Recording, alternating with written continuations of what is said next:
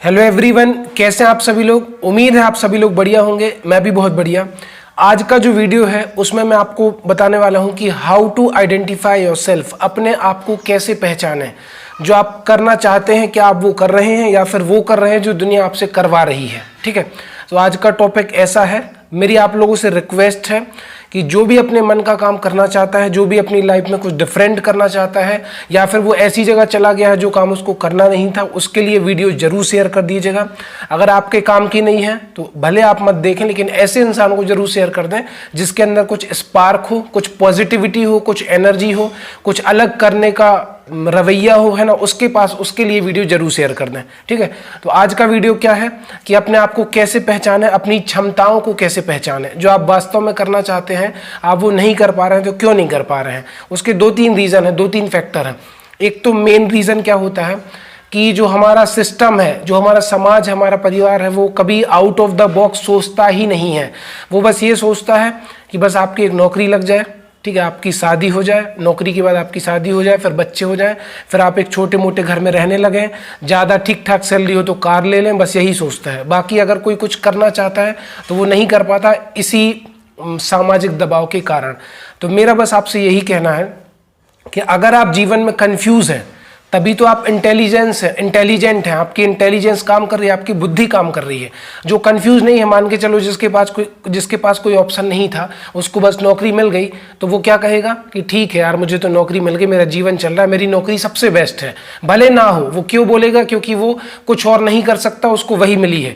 आजकल तो करप्शन भी है, तो पैसे दे के भी लोग नौकरी ले लेते हैं, फिर कहते हैं कि मुझे सबसे अच्छी टीचर की जॉब मिली है, मैं ये बन गया वो बन गया, लेकिन भले आपने करप्शन से जॉब ली हो। ठीक है, सच्चाई तो ये है। दूसरी अगर हम बात करें कि वो जो और कुछ नहीं कर सकते उनके लिए नौकरी बढ़िया है। बाकी जिनके अंदर पोटेंशियल है, कुछ स्पार्क है, कुछ अलग करने का जुनून है, उनको प्लीज घर वाले, समाज वाले, परिवार वाले ना रोकें। उनसे बस मैं यही कहूंगा, उनको करने दें। अदरवाइज आप उनका जीवन अच्छा, बेहतर नहीं, आप उनका जीवन बेकार बना रहे हैं। अब आप अगर उनके 10 साल की चिंता करते हैं तो मैं एक बात मुझे बताइए, अगर कोई इंसान को 100 साल का जीवन मिले और किसी इंसान को 10 साल का जीवन मिले, 10 साल का जीवन ऐसा हो जो कि बिल्कुल खुशियों से भरा हो, कोई टेंशन ना हो, पॉजिटिविटी हो, अच्छाई हो, तो वो जीवन आप स्वीकार करेंगे या 100 साल वाला जीवन स्वीकार करेंगे जो कि बिल्कुल नर्क से भरा हो, जिसमें नेगेटिविटी हो, बेकार चीज़ें हो, आप परेशान हो, बीमार हो, तो आप वो स्वीकार करेंगे? आप मुझे ये बताइए। तो सीधी सी बात है कि बस जो इंसान अपनी लाइफ में जो भी करना चाहता है उसके पोटेंशियल को आप बढ़ाएं, नीचे ना गिराएं। ठीक है, बस इतनी रिक्वेस्ट है। दूसरों के बारे में चिंता करने से पहले आप खुद के बारे में चिंतन करिए कि मैं उसको क्या सलाह देने के लायक हूं, और अगर सलाह दूं तो उस इंसान को समझूं जिसको मैं सलाह दे रहा हूं। ठीक है, सलाह देना बुरी बात नहीं है। मैं भी अपने बड़ों से, बुजुर्गों से या जो छोटों से भी सलाह मांग लेता हूं, पूछ लेता हूं कि भाई इस कंडीशन में क्या करना चाहिए, अगर वो उस फील्ड के बारे में जानता है। ठीक है, तो अब बात आती है कि जब आपने देखा होगा कि महाभारत का युद्ध चल रहा था, तो उस टाइम पर भगवान श्री कृष्ण ने अर्जुन को कुछ उपदेश दिए थे। वो भी अपने भाइयों के लिए, अपने गुरु द्रोणाचार्य के लिए, भीष्म पितामह के लिए, और भी जो उनके साथी थे उनके लिए हथियार उठाने से डर रहे थे कि मैं अपने पितामह पर, अपने गुरु पर, अपने भाइयों पर कैसे हथियार चलाऊं, उनका वध कैसे करूं। तो भगवान श्री कृष्ण ने उन्हें समझाया कि जो वो अधर्म के रास्ते पर चल रहे हैं, जो अधर्म के रास्ते पर चल रहा है और आप धर्म की लड़ाई लड़ रहे हो, तो धर्म अगर जीतेगा, धर्म तभी जीतेगा जब आप अधर्मियों का नाश करेंगे, अधर्मियों का विनाश करेंगे। तो भले वो आपके सगे संबंधी हो, अच्छे हो, तो वही तो मैं कहता हूँ कि जो बुरा है उससे बुरा बोलने में क्या दिक्कत है भाई। बुरा है तो बुरा बोलो, वो अच्छा है तो अच्छा बोलो, दोनों चीज़ें सही है। ठीक है, तो उनको भी, वो भी कंफ्यूज थे, उनको भी भगवान श्री कृष्ण ने पाठ पढ़ाया। तो आप क्यों कंफ्यूज नहीं रहेंगे? आज की दुनिया में इतना कन्फ्यूज़न है। पहले आपको कोई गाइडेंस देने वाला नहीं था, अब तो गाइडेंस देने वाले बहुत सारे हैं। या फिर आपको जो नौकरी लग गई आप उसमें संतुष्ट नहीं है और इसके अलावा भी आप कुछ करना चाहते हैं। अब बहुत सारे बच्चों के मेरे पास फ़ोन आ रहे हैं कि सर मैं जूनियर इंजीनियर बनना चाहता था, ट्रैकमैन का एग्जाम निकल गया, अब सब कुछ बर्बाद हो गया। ठीक है, या फिर यहाँ आके ज़िंदगी मेरी हेल हो गई, है ना, मतलब नर्क हो गई एकदम से। या फिर मैं कुछ और बनना चाहता था, CGL की प्रिपरेशन कर रहा था, प्री भी निकाल लिया, यहाँ आके एकदम पढ़ाई बेकार हो गई।